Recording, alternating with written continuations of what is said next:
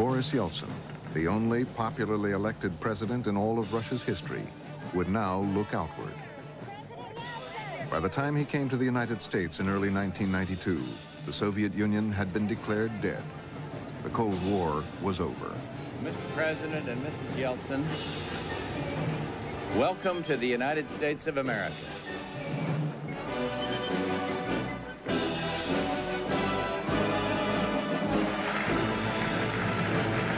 As Yeltsin looked to America for help in Russia's hour of need, he was hailed across Washington as a great Democrat. We had prepared Yeltsin for the event, but afterwards he said that there was one thing that we had not prepared him for, and that took him completely by surprise.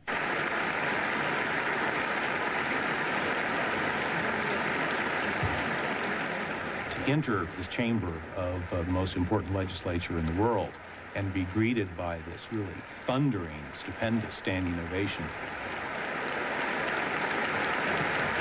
this demonstrated that he was now the chief of state.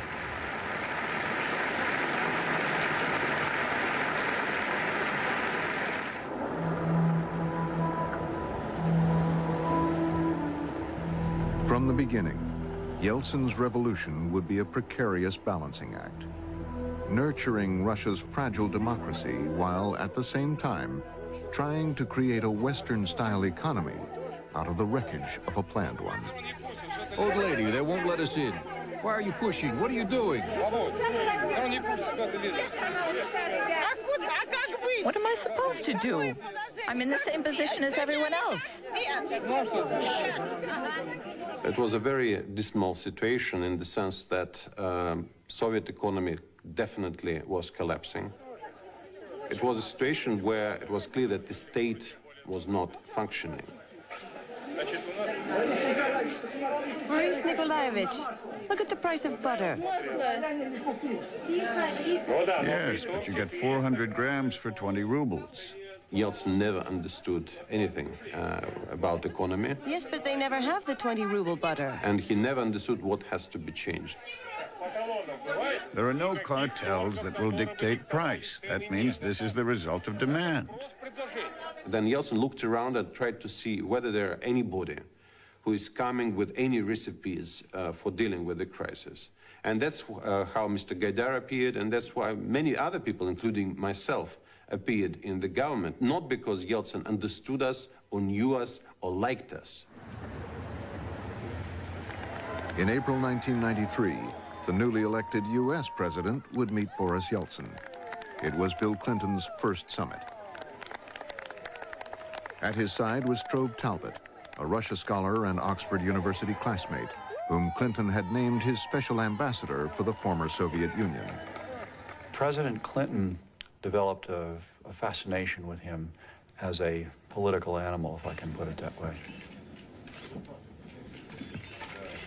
And President Clinton was very interested in the way in which somebody who came out of a communist and totalitarian system, and indeed had thrived in the old Soviet system, how he would make the adjustment to the workings of democracy. The President of the Russian Federation and the President of the United States. For Yeltsin, the most important thing was to be liked, to become a member of the club. He honestly thought that after that, all of Russia's problems would be solved. Gold rain would pour down on us, the borders would open, foreign goods would pour in. All because Yeltsin was on friendly terms with the other leaders. Candidate Clinton had extolled the virtues of American-style capitalism in helping to build democracy. President Clinton now wanted to make Russian reform his top foreign priority. Our nation will not stand on the sidelines when it comes to democracy and Russia. We know where we stand. We weren't standing on the sidelines. The whole policy was conceived as, in one aspect, as a mutual effort aimed at the domestic transformation of Russia. We actively support reform and reformers and you. These are tough, tough issues. Most of all, they're tough issues for Russians. How do they take this giant country of theirs, with its immense natural resources, with its immense human resources, and its dreadful past, and its absence of political and economic culture that qualify it for the modern world, and make a modern country out of it? That's tough for them, but it's tough for us as we try to help them do it. The radical reformers Yeltsin had tapped to lead his revolution adopted a Western scheme to try to shock the Russian economy into sudden new behavior. In the first year, state factories were cut off from money and credit. Hyperinflation wiped out personal savings. Scientists and engineers who had been open to change were told to make it on their own. What's happening now in Russia is like what you had in the 1920s. The Great Depression. He's right. Do you know how much we earn according to world standards? $200 a month, max. That's what I make. What is $200? You can't live a week on that in your country. And I make $60. I can't feed my family. I'm forced to stand here behind a counter. I never would have done this. He's a specialist, and he's a specialist too. Necessity forces us to stand here behind a counter.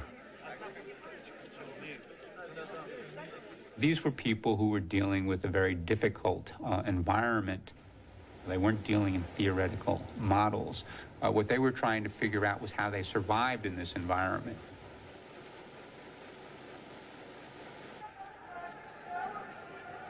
The reforms themselves were increasingly divisive. And though the first ever Russian parliament had been elected with a mandate for change, after a year of shock therapy, it moved to impeach Yeltsin. The crowd gathered to oppose the Russian president was dwarfed by those who rallied on the other side of Red Square to support him. But the opposition to radical reform was growing. Russia is at a crossroads. One road leads to enslavement by transnational American capital. The other is the long and glorious road of a great power. The battle with the parliament was not really about specific, even economic course. Obviously, people were saying that, well, these guys are for reform, these guys are against reform. But when you look at it carefully and analyze, I think it was mostly them and us. Whatever they do is always wrong. Whatever we do is always right. And clearly, it was the battle for power.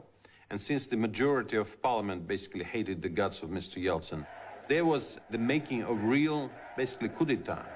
Yeltsin would later say he had been itching to take on the parliament to give it a good horsewhipping. The nationalists and the rest of the has-beens are, of course, using everything within their means to eliminate Yeltsin.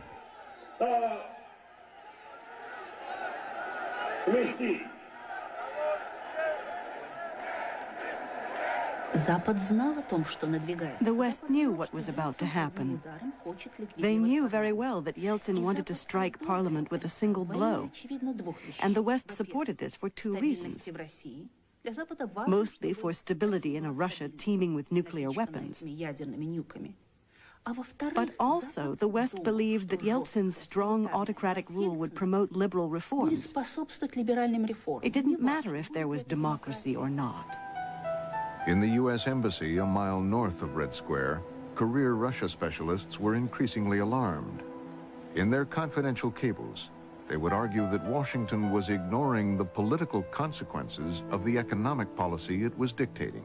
We tended to push aside some of those people who did not or were not fully supportive of what was called radical reform at that time. The choice was always black or white. The choice was always reform or going back to the Soviet past. And that, I think, was oversimplified, did not reflect what was going on in Russia. And it was something that we began to write about increasingly. And where, of course, little attention was paid to it. Their cables would ignite a war in the embassy with the U.S. Treasury reps who were in Moscow to push Washington's economic prescriptions. It was a fundamental conflict over the direction of U.S. policy. The U.S. government chose the economic over the political. We chose the freeing of prices, privatization of industry, and the creation of really unfettered, unregulated capitalism, and essentially hoped that rule of law, civil society, and representative democracy would develop somehow automatically as a result of that. On September 21st, Yeltsin, acting more like a czar than a new Democrat, will ignore the Constitution. The legislative and supervisory functions of the Congress of People's Deputies and the Supreme Soviet of the Russian Federation are suspended as of today. The Congress may no longer convene. He orders new elections. Clinton calls Yeltsin to say he understands the democratic spirit of what he is doing. But the parliament refuses to disband and holds up in the White House. Yeltsin started acting, but he never prepared it perfectly well. He never informed even the full government. And the president didn't know what to do next. So it was a real chaos. It was very, very bizarre. For 12 days, threats and accusations escalate. Yeltsin cuts the building's telephones and electricity. The crowd supporting the parliament swells. Yeltsin orders riot police to keep them pinned in.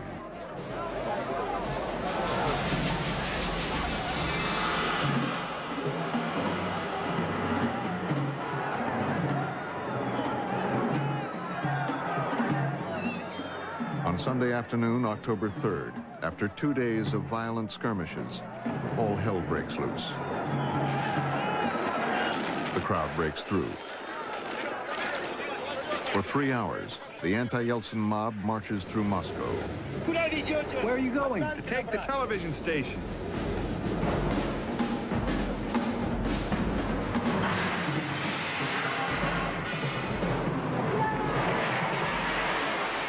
It wasn't pretty, it was ugly, it was sometimes bloody, but as long as the prevailing instinct was in the direction of reform and doing things differently and letting the people decide, it was something that the United States in broad brush terms could support.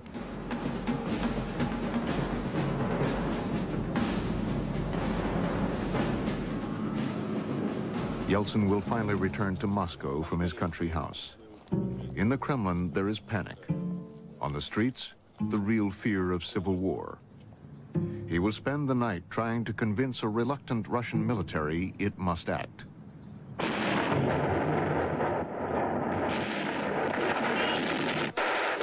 president's tanks will bombard the same White House he had once stood on another tank to defend. By official count, 146 people were killed. Bill Clinton will reaffirm his support for Boris Yeltsin. Yeltsin's government, he says, is on the right side of history. And the message was very clear. As far as you continue the path of the market reforms, as far as you allow us not to worry too much about your nukes, do whatever you want. Kill. Violate the law, go ahead and do this. Каждый человек имеет право и свободу воли на то, чтобы управлять самим собой, на то, чтобы быть свободным. You're probably aware of how Yeltsin came to power. People supported him because he promised us democracy, but he shot up that democracy. Not only did he violate it, but he shot it up. One should remember that Russians are very inexperienced in the whole school of democracy. Therefore, for them, Parliament was their first experience of the democratic institution. After all, they voted those deputies into the Russian Parliament. And then they saw that those deputies were shot by all this military force authorized by the President of the Russian Federation. You're either ignorant people there or you don't understand what's going on here. And if you understand that he is criminal and you're praising this criminal, supporting him, what do you call this? It's low. Elementary meanness. Yeltsin pushes ahead with snap elections for a new parliament, certain that it will give the party of his reformers the advantage. Then they say, let's build capitalism. And they built it for themselves. In 2 years, they've already become capitalists. Not included in the plan was that an unabashed neo-fascist named Vladimir Zhirinovsky would become a megaphone for people's frustration and fears.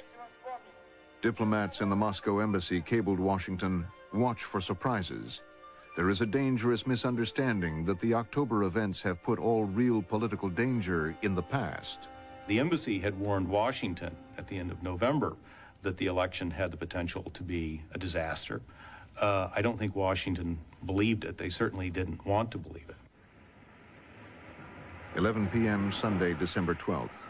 At party headquarters of the U.S.-backed reformers, the results of the parliamentary voting have begun to be tabulated. By 2 a.m., the surprise is Zhirinovsky, whose party has taken the lead. Zhirinovsky? Of course I'm concerned about it. Such Democrats we are.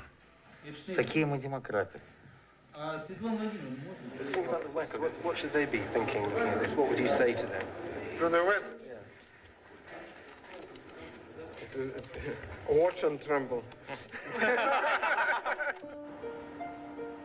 Russia needs less shock, more therapy, the Moscow embassy cabled Washington. It was a phrase that, for a moment, seemed to get some attention, but the administration quickly regrouped. My use of that phrase, less shock and more therapy, which of course was a play on the concept of shock therapy, was a lesson that I probably ought to have learned sooner, that public officials speaking publicly should avoid wisecracks. It was a bit of a wisecrack. However, in a democracy, you need to have what might be called a critical mass of voting citizens who support the policies of the government. When you don't have that kind of support, it's going to be a setback for the powers that be in their policies. Unfortunately, the choice was to ignore popular will and to press on with the policy. And I think there was a huge cost on the long-term development of rule of law and constitutional government in Russia from making that choice.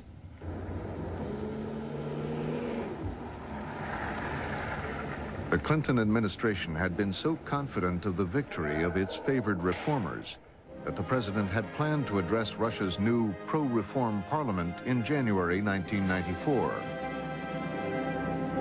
That appearance would be scrapped. Clinton would meet with Yeltsin and his reformers, not in the parliament, but inside the Kremlin. The United States missed an opportunity in part because they didn't realize that what this Duma election suggested was that there were great doubts within the public about the value of both democratic and economic reform, and that the appropriate approach was not to give more support to the so-called reformers. It was to try to address those concerns, to ease the doubts about reform, and in a sense make reformers out of those who were skeptical about where the country was headed. Instead, the familiar team would receive a new infusion of loans to bolster the attempt to impose capitalism by decree. That worried Russian Democrats who wanted the rule of law, not rule by a czar. The West has always viewed Russia with a double standard. When we used to say that democracy in Russia is weak, that Yeltsin behaves like an autocrat, like a monarch, our Western colleagues would ask what we wanted, that this was our history, and we could only hope to move so fast. They justified Yeltsin and this decrepit democracy. They would agree to push ahead with fast-track privatization. The wealth of Russia was at stake. 1/3 of the world's natural gas reserves, major shares of the world's oil, 20% of its nickel. Details like who acquired control and for what price seemed less important than speed. The United States played an intimate role in helping to design and implement and sell privatization policies. And privatization was a key part, a key instrument in shaping the Russian landscape, economic landscape. Who got what? Key decisions involving who got what, assets worth billions of dollars, would be decided by Yeltsin's decrees. Some were even drafted by U.S. contractors themselves. They're dismantling our machines and selling them off anywhere they can. Who knows what's happening? No one asks us. I remember talking with the consultants who had been involved in these public education campaigns. And I remember one of them telling me that the people that she was interviewing didn't even know that the factory had been privatized. I don't know if the factory's been privatized or not. Let them privatize it. But who'll do it? It'll just be the same management. Not us, not the workers. We don't know anything at all. Factory directors would cheat workers out of the vouchers they'd been given to buy shares in their companies, or loot the enterprises of materials and machinery. It became a free-for-all. All this was filled with goods. Now there's nothing. The way in which privatization was conducted was more about wealth confiscation than wealth creation, giving advantages to a very small group of power brokers in Russia. I can remember going to a meeting with a very prominent ministerial level person with a prominent embassy official, and after the meeting, after being sweet-talked, frankly, about how things were going well, turning to this embassy official and saying, "Sir, don't you realize this man is reportedly, by a lot of sources, on the take and very, very corrupt?" And he turned to me and said, "Don, it's not my problem." Vouchers became sort of a farce the moment they took all the companies of any value out of it. And they said, you split up, so you can all have shares in all the useless, Arctic Circle brick factories and other things that aren't going anywhere economically. Anything of any real value, we'll split up separately. And then they did so. The government would sell off the crown jewels of Russian industry for a fraction of their real worth to bankers and businessmen who had already corralled much of the state's money. This is how it worked. The Minister of Finance of Russia and the banker, let's call him Vasya, are sitting in a restaurant. And Vasya says, "Listen, your Ministry of Finance has money. Why would you sit on it? Deposit it in my bank." The minister agrees. The next day, an account is opened in Vasya's name, and the Minister of Finance deposits state money into this private bank, $100 million. The Kremlin-connected bankers were then poised to exploit a self-serving scheme called loans for shares that one of them had devised. Sometime later, the state announces the loans for shares auction and says, "Here's an oil field. Whoever lends us money for it will get the oil field loaned to them." Vasya comes and says, "Here's $100 million. Give me the oil field." We know where Vasya got the money. They would hold an auction for something huge, the second biggest oil company in the country, UCOS. And they would, for some reason, ask a private bank to organize that auction. So Bank Minitep organizes the auction for UCOS. It's accepting bids, it's evaluating bids behind closed doors, and it comes out and says, "Well, we've been looking at it and we've decided we've won." Got it? Genius idea. When I learned about all this, I was amazed. This is a brilliant scheme. The oil field became Vasya's, and he didn't spend a penny on it.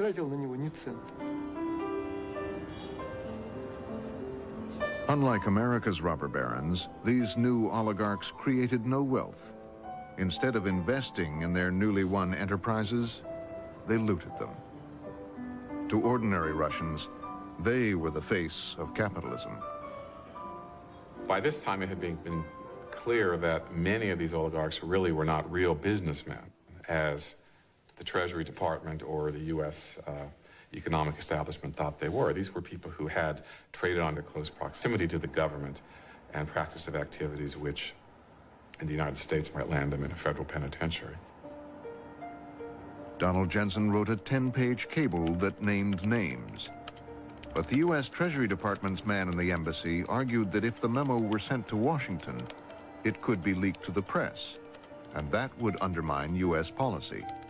It caused an explosion of resistance in the embassy, especially from the Treasury representative at the time and other people as well. So they refused to clear it. The cable was never sent.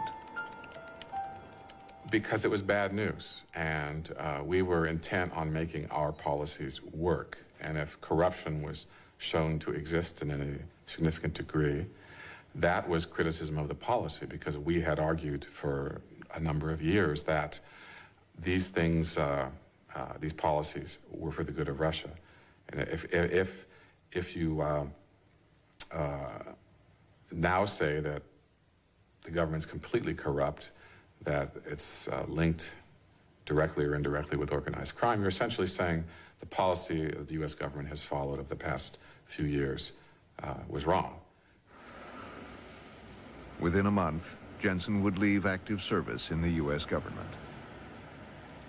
When some people are surprised by this Bank of New York's crisis, or Swiss accounts and so on and so on, wait a minute. All this money of oligarchs, this dirty money, all their houses, their holidays, trips, their skiing happens in the West. It doesn't happen in Mongolia or in China. Everything is in the West. And if the West doesn't like such practices, I wonder why nobody ever did anything about it. All these accounts are in the Western banks, because nobody keeps an account in North Korean bank from among Russian oligarchs. Somehow they don't trust these North Korean communists. The West never acted upon a single real criminal in a serious way, and we know perfectly well that dozens of billions of dollars are at stake. People in Russia know what happened to the oil companies and the nickel companies. They're all sitting around. Many of them have been sitting around for years without getting paid their salaries. It's a situation that I don't think Americans can even comprehend. They work every day at these enormous combines and oil plants, and they don't get their salaries. And they're sitting around listening to Bill Clinton go on TV and say, hang in there, it's tough when you're reforming the country. Capitalism had become capital flight. Whole regions of Russia had been impoverished. There's no recipe book of how you help a country make the transition from communism to democracy and market economics. We're making this up as we go along in a very real sense. And we're going to make some mistakes, and Lord knows that the people we're trying to help are going to make some mistakes, or worse. Boris Yeltsin became increasingly remote, a tired-looking figure who rarely appeared in public.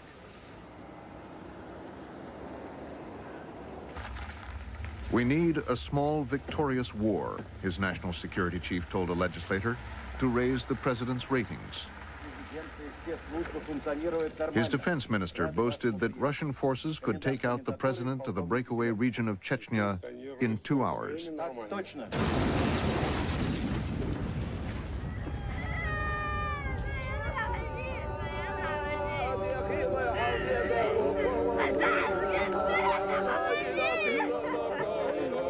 On New Year's Eve, 1994, Russia launched its assault.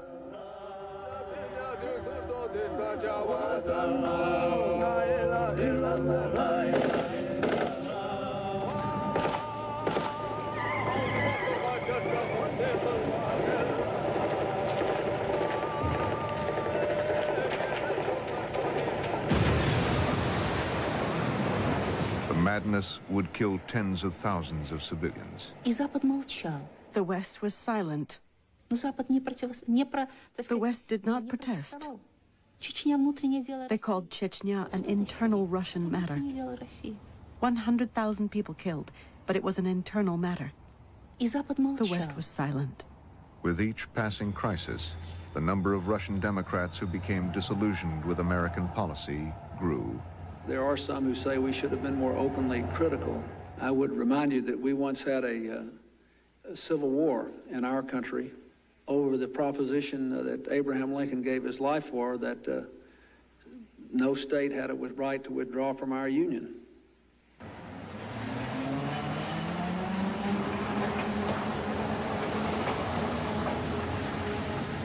The brutal war raged on. Russia's economy and Yeltsin's health continued to waste away. His popularity ratings fell to single digits. The communists were ascendant. By January 1996, with a presidential election looming, Yeltsin appeared doomed. And that threatened the financial barons, who knew that a communist victory could mean not only the loss of their fortunes, but possible imprisonment. They put their millions behind saving Yeltsin and themselves. 99.9% of all political money in Russia is obtained via deals. Deals is, which very, very simple. We help you, you help us. We give you a government order for this type of, I don't know, goods. We allow the bank accounts of this government body to be in your bank. We close the eyes that you are not paying taxes. And so on and so on and so on. So for instance, if the worth of a certain privilege is $100 million, who would be so stupid as to not give 20 million out of it for political purposes? Because it's business. So most of it was business, and it was very, very ugly. In the middle of the campaign, two top Yeltsin aides were caught leaving the Russian White House with a box filled with $500,000 in $100 bills. The incident would soon be forgotten, as was the law that limited what a presidential candidate could spend to $3 million. The tycoons would spend more than 30 times that much to keep Boris Yeltsin in the Kremlin. And Yeltsin would rise to the occasion.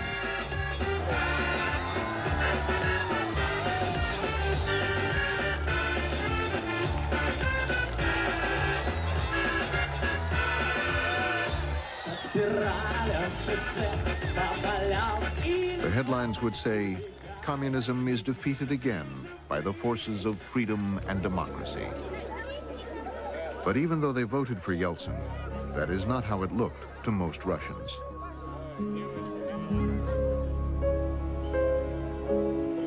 These men had been responsible for a remarkable piece of political engineering. Their leader would announce that he and 6 other oligarchs now controlled half of Russia's economy.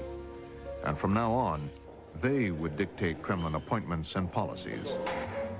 They had covered up the fact that Yeltsin suffered a heart attack during the campaign. Now, they had captured him and Russia. After communism, one Russian said, we returned to Tsarism.